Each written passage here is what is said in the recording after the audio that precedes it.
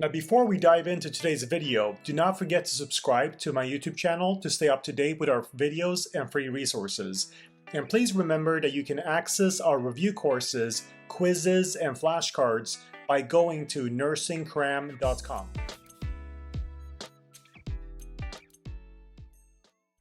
In this video, we're going to go over Domain 2 of the ANCC board exam. This section focuses on advanced practice skills and is 27% of your board exam, which equals to about 41 questions. So Domain 2 advanced practice skills consists of 9 different areas that you might encounter questions on. The first one is going to be clinical interviewing. Now this involves techniques like using open-ended questions and paying attention to body language to better understand the patients. Another important area is health promotion and disease prevention. You will need to know different models such as the health belief model and the trans-theoretical model. And you have to know strategies to help people stay healthy and prevent health problems, which includes giving education, increasing awareness, and advocating for healthy behavior.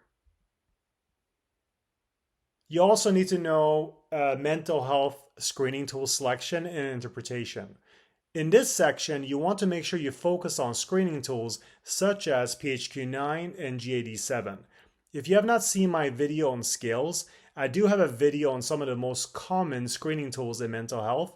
I would recommend watching that one if you're preparing for your board exam. And you can access all of our videos on nursingcram.com.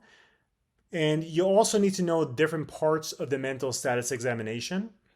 You need to know and understand what goes into which section. For example, if asked which part of the MSE would you document suicidal ideation, you have to know that's under thought content. You also need to know how to handle psychiatric emergencies. You'll need to know what to do if you encounter someone that has thoughts of suicide or thoughts of wanting to harm someone else, and how to manage it. And then you also need to know about psychoeducation and also recovery and resilience promotion, which is about helping people recover back after challenging times. And you have to know about risk assessment. You need to be able to assess risk factors to determine how likely a negative outcome is to happen. You might be given questions asking which patient is at highest risk for a disorder or a suicide. You have to know the risk factors, add them up to determine which one of the patients that they present to you is at most risk. And lastly, substance use screening tool selection and interpretation. In this section, you need to know how to choose and understand screening tools such as AUDIT, DAST, CWA, and COUS. So as you can see, Domain 2 of the board exam does cover a wide range of topics. We're going to go over a few questions that gives you an idea of the type of questions that you might encounter in this section. So let's get started.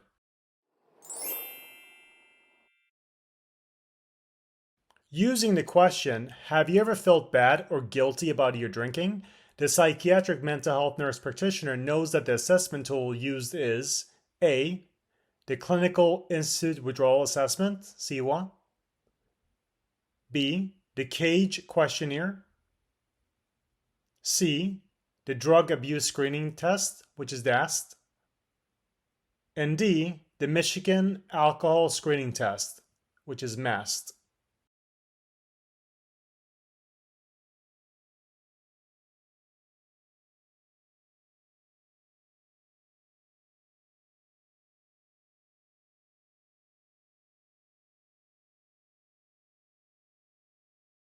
The correct answer is B, the CAGE questionnaire.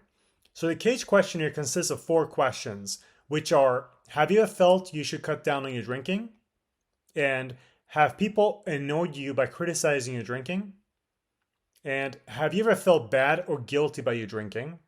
And lastly, have you ever had a drink first thing in the morning to steady your nerves or get rid of a hangover, which is also known as an eye opener?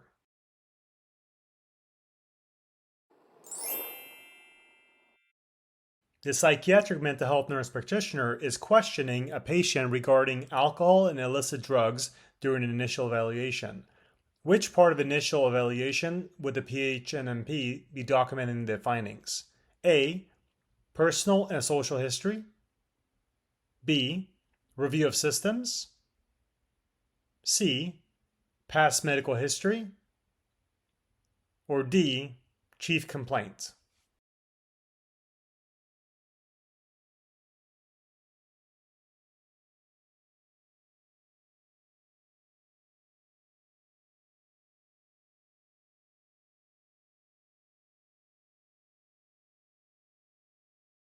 The correct answer is A. Alcohol and illicit drug use is documented under personal and social history.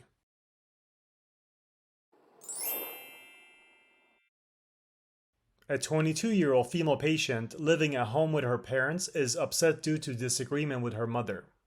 She is upset, verbalizes feeling sad, and self-harming thoughts.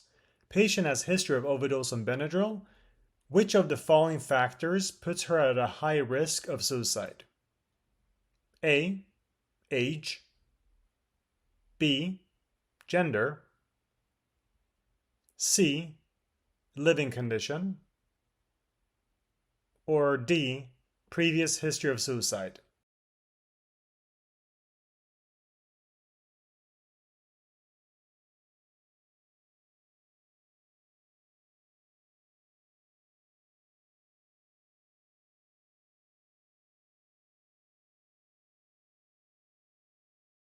So the correct answer is D, which is previous history of suicide. So 22-year-old female or living with parents are not risk factors of suicide. So risk factors of suicide include previous suicide attempts, family history of suicide, age, so 45 or older in male and 55 or older in female, being divorced, single, separated, or living alone, any recent loss, Caucasian race, substance abuse, psychiatric disorder, physical illness, and male gender. So the main risk factor based on the information in the question that fits the patient is previous history of suicide. The patient's ability to avoid behaviors that might be harmful to themselves or others is called A. Judgment, B. Insight, C. Registration, or D. Abstraction.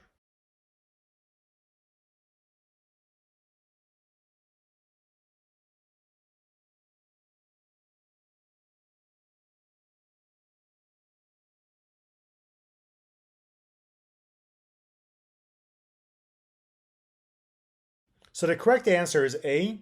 Judgment is the patient's ability to make appropriate decisions and act on them in social situations. So in this question, the appropriate decision will be to make sure to avoid behaviors that might be harmful to themselves or others. A 28-year-old male patient diagnosed with schizophrenia started taking Abilify 2 weeks ago and is now experiencing symptoms such as inability to remain still, frequent pacing, and restlessness without expressing any fear or concerns. Which of the following rating scale is most appropriate for assessing these symptoms? A. Dyskinesia Identification System Condensed User Scale, which is discussed. B. Abnormal Involuntary Movement Scale, which is AIMS. C. Barnes Akathisia Rating Scale, which is BARS. Or D. Simpson Agnes Scale.